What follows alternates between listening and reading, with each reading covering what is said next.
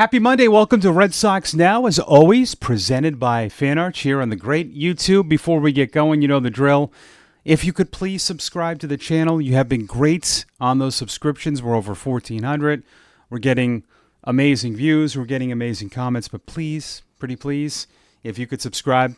And again, we will do the comments every day. If you're new, I can talk, by the way. If you're new to the show, at the end, as you see, we will do comments.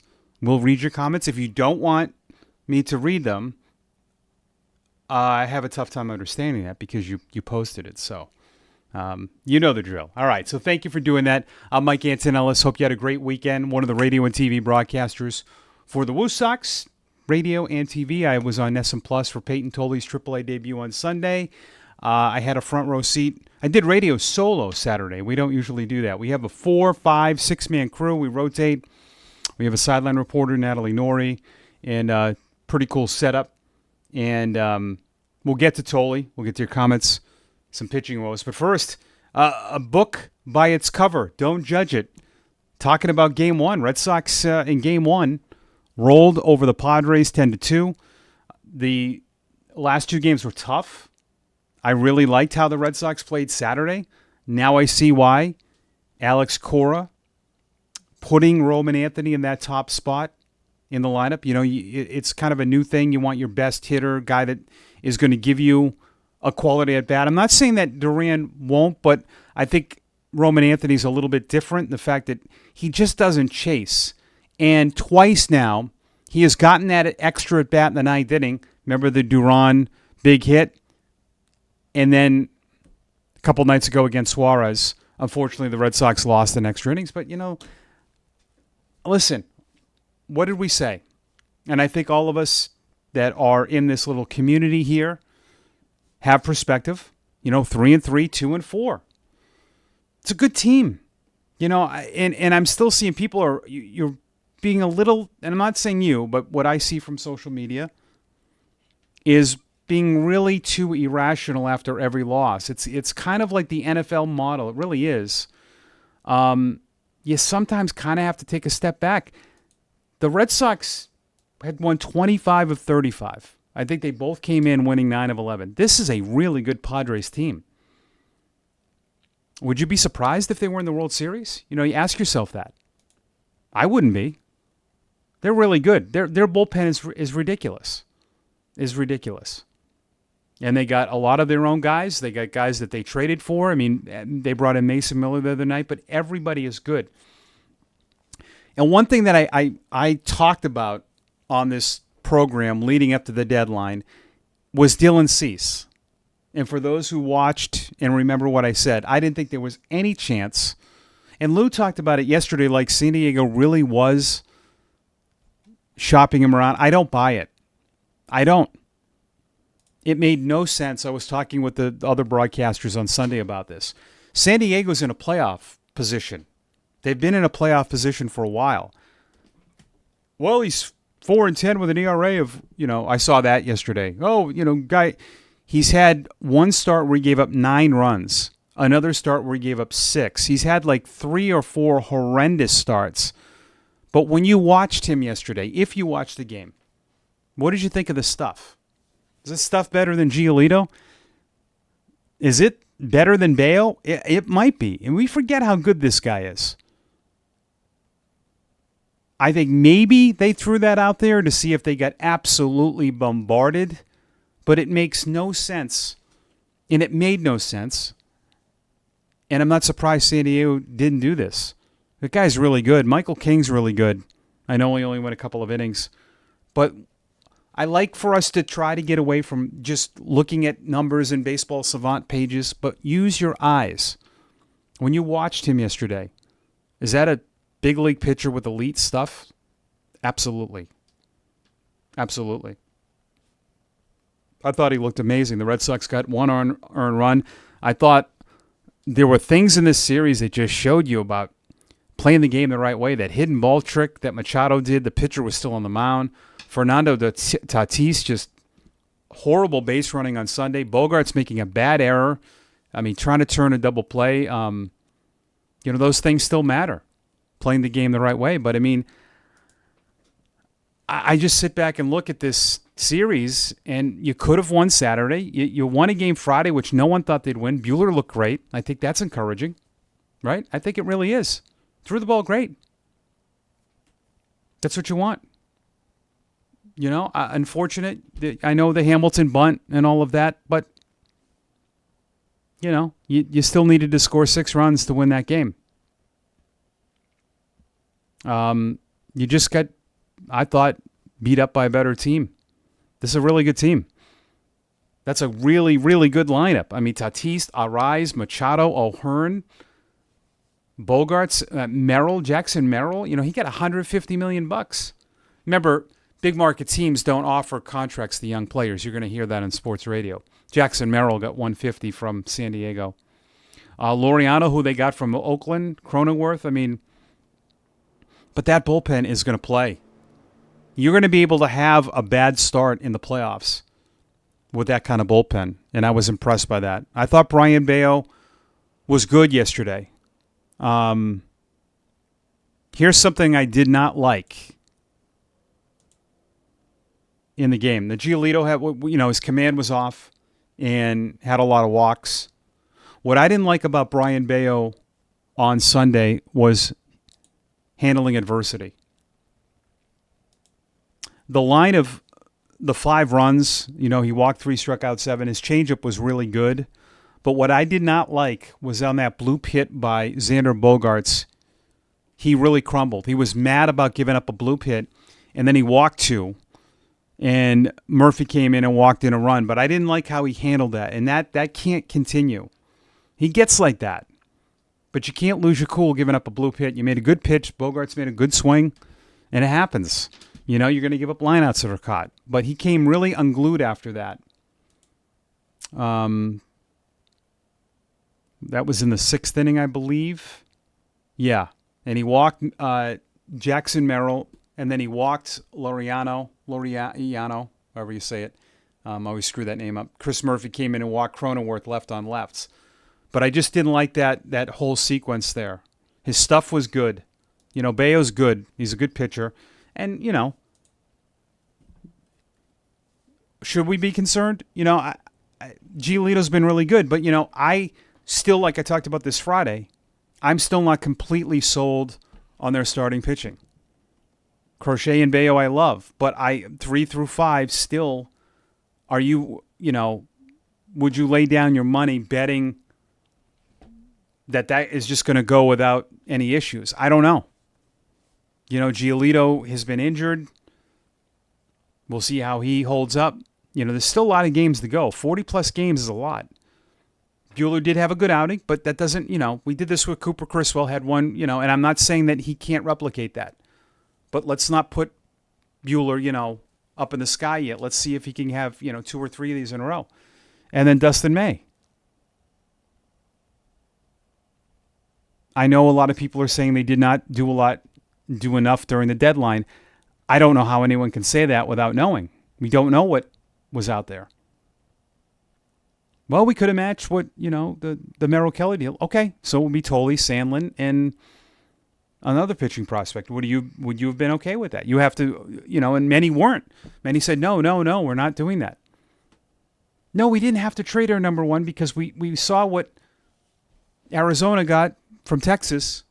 Yeah, but that's, again, we don't know what Arizona wanted from us. We don't know what the deals were. And I have a hard time believing that the Red Sox did not try. They did. They did. I talked to J.P. Ricciardi about this. He goes, these conversations go on for weeks. So unless we know that they said no to a bunch of starting pitching deals, it's hard for me to sit here and criticize what they did during the deadline. I don't know. You could all be right. But I see a lot of people going, this is, they're mad about the starting pitching. Starting pitching, you saw what relievers went for. Many think they gave up a lot for Dustin May. It's a position of need you didn't have. Team had leverage on you. That's, and like executives have said, the trading deadline, you pay 3 times the tax on a player. Big league player is more proven than minor league guys. It doesn't matter what the prospect rating and all that crap is. Doesn't matter. You will always, have to give something up. So we're going to see. They need guys to continue to be good. And again, like I've talked about, just for the sake of the bullpen, it was almost another game you won the other night where your starter didn't go 5 innings. Like a Crochet on Monday, which is good. But you need to have, 3 through 5 here have to be good. The good thing with the Red Sox, though, is that you put yourself in a great position. You won a bunch of series. And you're still in a really good position where you have a 2-game lead in the loss column over Cleveland, who continues to play well, and Texas has lost 4 in a row. But by playing great baseball that whole time, you put yourself in a really good position down the stretch here. With 43 games to go. Can they go 25-18? Can they do that to get to 90? Because I think 90 is the magic spot. Seattle has just been ridiculous. They've won 7 in a row. They are now ahead of you as that first wild card. Then it's Boston and New York. New York's only a half game ahead of Cleveland because they just continue to fall. Toronto was able to come back and beat the Dodgers. The Toronto Blue Jays are the second best team in baseball. So again, you got to tip your cap. That Padres team is good. I still think when we look at this team going forward, I said it on Friday, the starting pitching. May and Buehler could take the reins and go crazy. Now, one other thing that I've talked about, and I mentioned this the other day, is I like how the Red Sox have built up some depth at AAA. They really have. I think that it was encouraging to see what Cooper Criswell did. And you have him potentially as another guy. We'll see if Kyle Harrison develops more. Tyler Uberstein, you guys know how I feel about him. Big fan of him. And Richard Fitz. And Fitz had another good outing the other day. Connolly early was really good. I don't know if he would get to the big leagues this year, but all of a sudden, and the manager down there in Worcester, when I talked to him, said this is the best pitching he's had in a long time. So, a few weeks ago, I don't know if people thought that about this, but the kids are up there. Tolle made his AAA debut, which he struggled in the first, but he showed a lot to get out of it. But all of a sudden, you do have a few starters that you might be able to call upon. Maybe Fitz is a reliever at some point.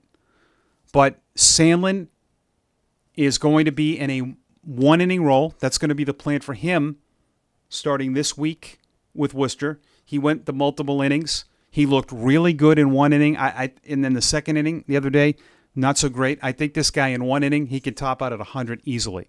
He hit 99 a couple times. But in the bullpen, Giovanni Moran, a guy they got from the Twins, has looked really good. Alex Hoppe, that name.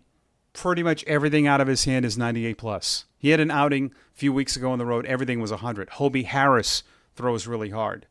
Bernardino, of course, is down there. Payton Tolle, AAA debut, gets the first out.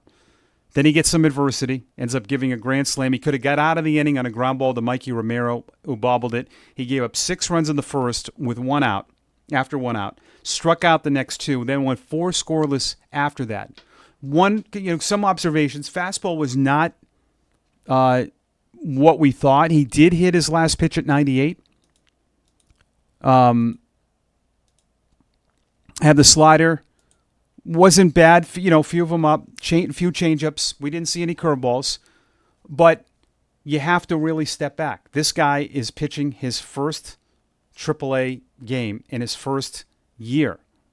Right now does not look like a finished product as a starter because he doesn't have, the fastball is a good pitch. The slider's okay. The changeup, he doesn't have a ton of plus pitches. So he's not ready to be a starter at the higher levels. He's going to have some struggles here because he threw 21 straight fastballs to begin the game, or 18 fastballs, 3 sinkers. So when a lot of times when starters get to AAA, they've already been in pro ball for 2-3 years, they're working through a lot. That first year, you're gonna work on the pitch that is good for you, but not really. We didn't really see a full repertoire from Tolle, and I'm sure the Red Sox really want to work on that fastball command. So, did a good job dealing with adversity. But let's just see how number 2 is, because number 2 started Connor early. First outing, he walked 5. The second one, he looked amazing. And he has a really good changeup, by the way. And, I like him. Let's get to your comments from Friday's show on this Monday. D-Mac, San Diego's real strength is the strongest bullpen in baseball. I'm reading this on purpose because this is a great comment. Starters realistically only have to go 5. The lineup is very good as well. I'm looking forward to watching Xander. And you're right. That bullpen did the trick. At Scott Chalmers, 5,200. Do you see May going to the bullpen and having another 5th starter? May loses his velocity around the 4th. Who do you think it could be? Yeah. I think Fitz is a forgotten guy. He was injured this year. He was pretty good for this team. And now he looks really good. He throws a lot of strikes, which I like, early. That's a good reliever if they ever had to do that with him. You want guys coming out of the pen throwing strikes, but I think he can still be a starter. Uberstein is really, I hate to say it, I know everyone wants the sexy prospect names, but I like Fitz, Uberstein, and Criswell. I don't think Tolle's ready to pitch in the big leagues. I don't think Harrison is ready either. And I do think David Samlin is going to be a one-inning guy in the big leagues for the Red Sox. He throws his fastball like 3 different ways.